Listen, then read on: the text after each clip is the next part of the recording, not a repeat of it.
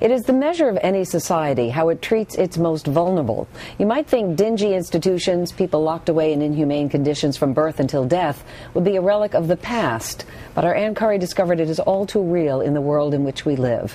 And Ann is bringing us some exclusive images this morning. Ann. That's right, Meredith. In fact, these pictures are hard to watch, but very important to see. Our NBC News team got unprecedented access to mental institutions in Serbia where people, including children with conditions like cerebral palsy and Down syndrome, are forced to live their entire lives. One human rights organization calls it inhumane and torture. Belgrade today is a city of colorful markets, thriving plazas, and renewed hope. Yet the remnants of war are still evident. And beyond the historic city, there is another remnant of Serbia's past that has remained unchanged and unseen for decades. It is what some call the country's dark secret, its mental institutions. Thousands of adults and children are systematically warehoused in decaying buildings, languishing in the same stark rooms and metal cribs day after day. Heavy medication is common. Therapy is rare. People are just prisoners in these cribs, in these beds. We found people being tied up, not for 10 minutes, but hours. A report just released by Washington-based Mental Disability Rights International calls the conditions beyond cruel and inhuman. It's torture. Torture? Torture. You're saying what is happening in the institutions for the disabled in Serbia amounts to torture? Yes. Yes.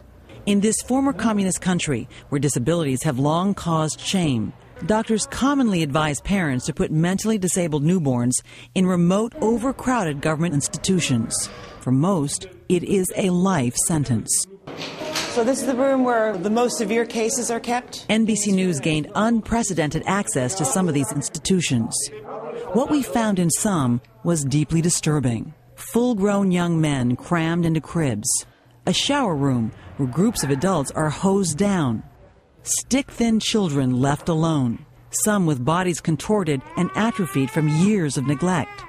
This little boy was tied to his crib early one morning and was still tied up later that afternoon. Some boys and girls in these conditions simply stop growing. This is a 21-year-old boy who's never been let out of the crib. His body seems frozen.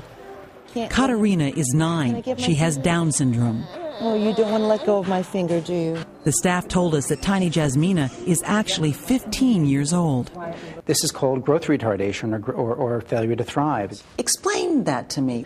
The brain produces a hormone that allows you to grow, and the brain doesn't produce that hormone when you're under such severe conditions of deprivation. A classic sign of child neglect is kids who don't grow. We showed some of our footage to Serbia's new social policy minister, Rasim Ljajic.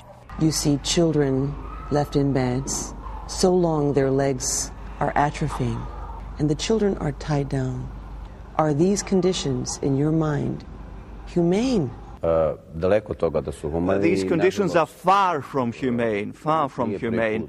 So you agree that it is hurting the children, hurting these people with disabilities to be in these institutions? Absolutely. Of course. This is a situation that we inherited, that came into our hands, and we have to change it. But with a severe shortage of government money and trained staff, he acknowledges that change will come slowly. Years? Sadly, years, yes.